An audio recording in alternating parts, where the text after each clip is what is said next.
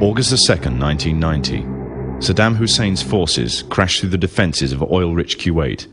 In fear of an Iraqi invasion into Saudi Arabia, the United States and her coalition allies poured into the Arabian Peninsula to form a deterrent that would be known as Desert Shield. The result was a series of diplomatic talks, negotiations and counter-negotiations that rapidly declined into a no-hope situation. On August 17th, 1991, Desert Shield became Desert Storm.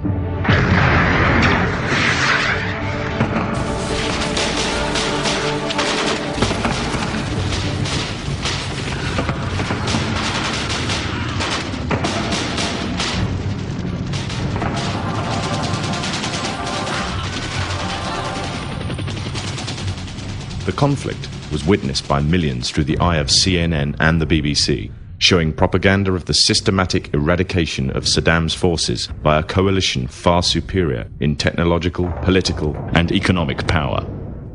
However, what was little known was that from the outset the war was engineered, controlled, and manipulated by an elite group. A group which had created the illusion of a man with power, at the head of a million-strong army, on the verge of going nuclear. A man who had gained control over 1/5 of the world's oil overnight. However, in reality, he was merely a pawn, in amongst many pawns, just a puppet in a grand master plan, with the Gulf War as a well-orchestrated stepping stone. The orchestrators of the war were by no means strangers to controlling major world events. In fact, they have done so for centuries. From the shadows, they have engineered every major war, revolution, and recession. They control everything you read, everything you hear, and everything you see. They have managed to indoctrinate an entire populace to their way of thinking and have infiltrated key positions in places of authority. And it is from the shadows that they have created a new political order, a new economic order, and more sinister, a new religious order. Their ultimate aim is total global domination, and they will stop at nothing to reach their goal. The goal that was outlined in a speech given by former President of the United States, George Bush. What is at stake is more than one small country. It is a big idea, a new world order.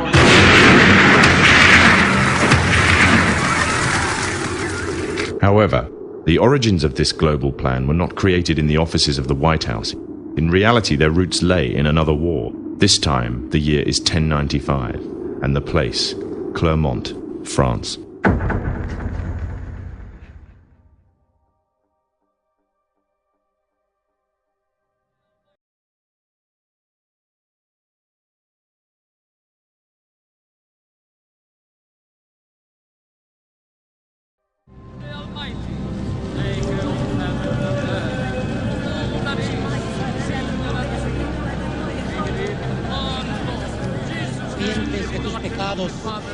En el nombre del Padre, del Hijo y del Espíritu Santo. 11th century Europe was ruled by the Church, which held a firm grip on the hearts and minds of the people. This power enabled Pope Urban II to wage war on the Muslim Caliphate and crusade in what he called a War of the Cross to recapture the land of Jerusalem. It had been under Muslim rule since the year 637, but in 1099 this rule was brought to a bloody and sudden end.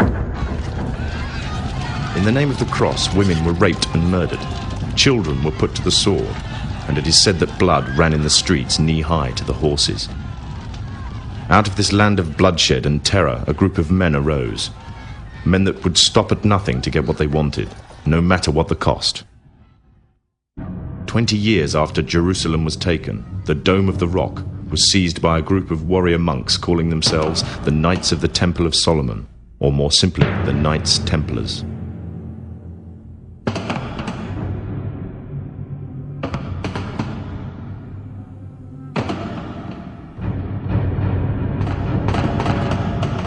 In Jerusalem, the Templars began to deviate further and further away from the practices of Christianity.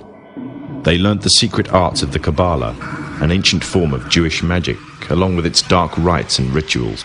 The Jews had learnt the arts from the pagans of ancient Egypt during the times of enslavement to the Pharaoh, and developed them into Babylon at the time of Nebuchadnezzar. In 1307, King Philippe of France arrested them for charges of denial of Christ, homosexuality, and idol worship, as well as magic. In 1314, Pope Clement V declared all Templars as heretics to Christianity, ordering all their properties to be seized. Their leader, Jacques de Molay, was captured and burnt to the stake. The Templars were cornered, and just when it seemed they were finished forever, a glimmer of hope arose from a seemingly certain end. They were to find a safe haven as well as an ally. But not in France. In fact, in a country in a desperate struggle for independence against the English, the country of Scotland.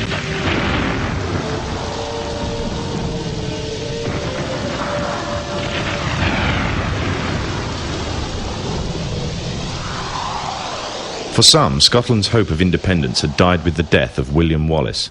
However, to the King of Scotland, Robert the Bruce, the arrival of the Templars gave him a new secret weapon.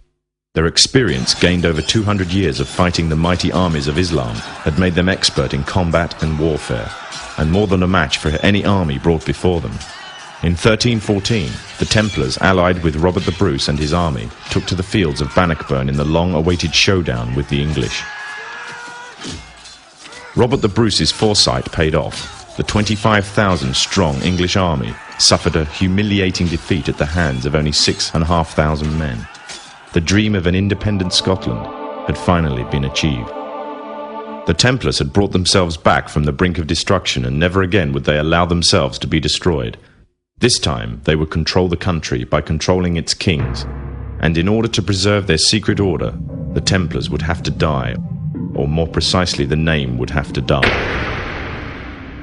The Templars, who had escaped Europe, were finally laid to rest in Roslin Chapel, Scotland, which stands to this day as sign of their presence in Britain. Their descendants became the true power of Scotland. In 1603, the death of Queen Elizabeth I left England without an heir to the throne. By virtue of descent, King James V of Scotland became King of England.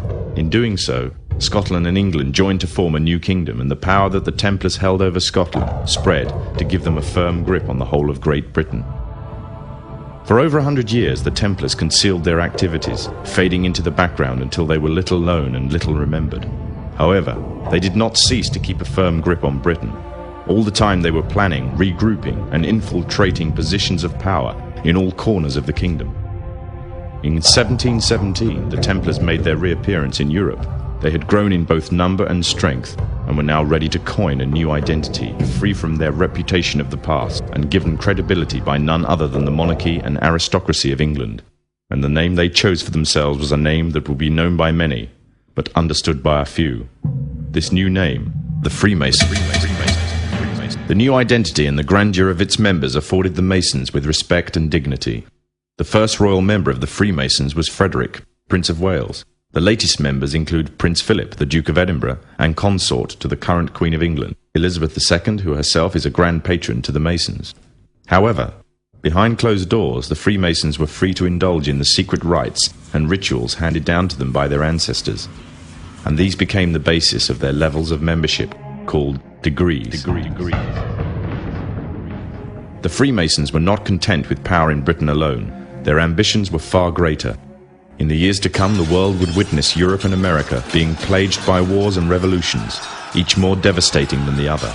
However, these would not be as commonly believed, the spontaneous effects of a downtrodden people, but in fact schemes created by the exclusive few, driven by hunger for absolute power.